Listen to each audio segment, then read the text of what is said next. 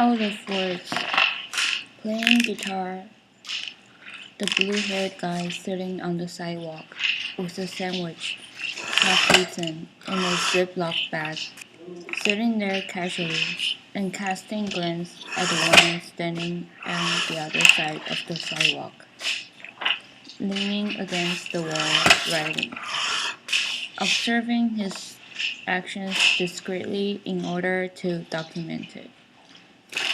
He is wondering why the heck the girl appears to be writing when nothing out of the ordinary is happening.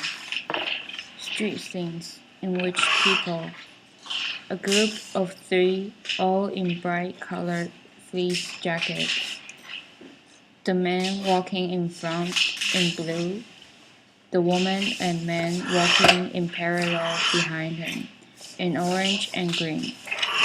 Or was the man in the front wearing yellow? Was it not a man in the front but a woman, above average height and build? Was the man behind in blue instead of green? Yeah, I think that's right combination. A man stepping out of the driver's seat of his car, a Jeep, or SUV, talking with the other woman standing a few feet from him.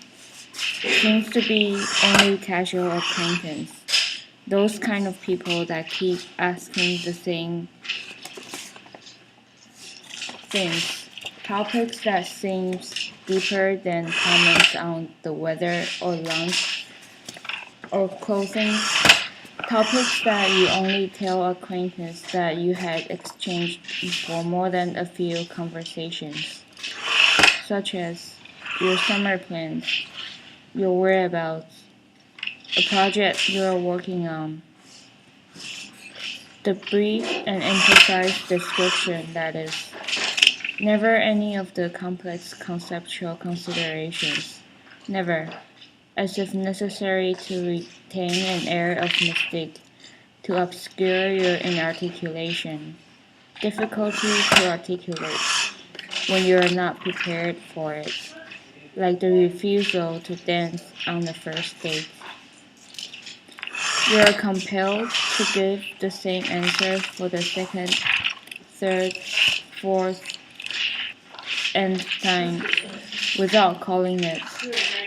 For the sake of having something to talk, for the sake of building on the pseudo connection with someone you are not likely to cross paths again, someone you might want to befriend, but only at a later day, not now. You're way too busy now.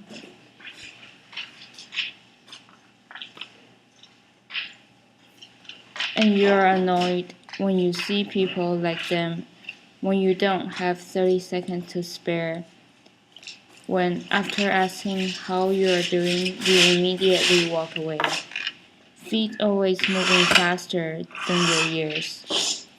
You even go out of the way to avoid such encounter, so as to hide your involuntary expression of annoyance upon the moment of encounter. Pause, body, pause. You deliberately avert the eye or take the alternative path. You look down on the ground, fumbles your bag while pulling your hoodie to appear a bit more innocuous. Some people, they are nice, like the tall guy with enormous amount of beard, and they don't appear to mind even when they caught your intentional negligence.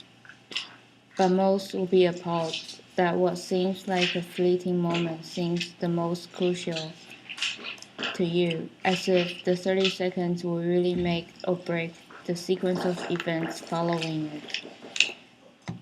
So you can't afford to spare. The fact is, you are more interested in deciding whether you will have the hot cocoa or the cappuccino. You must get it before you have to make the round to the next thing. You must be running and annoyed and frustrated that you are not flying. You answer the questions nevertheless. When you do have a moment, though feeling more than slightly annoyed, angry that they take no heed of what you told them, that they keep thinking you are supposed to be, have come from, or is going to a totally geographically unrelated part on the earth, on the other side of the earth.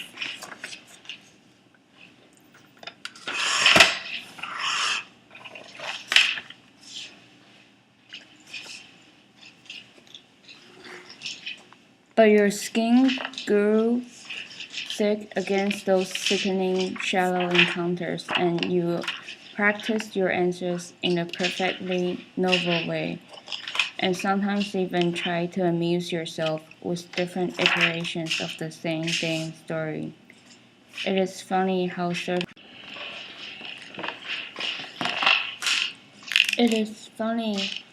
certain useless information that you overheard that became more indelible than those that you made an inquiry.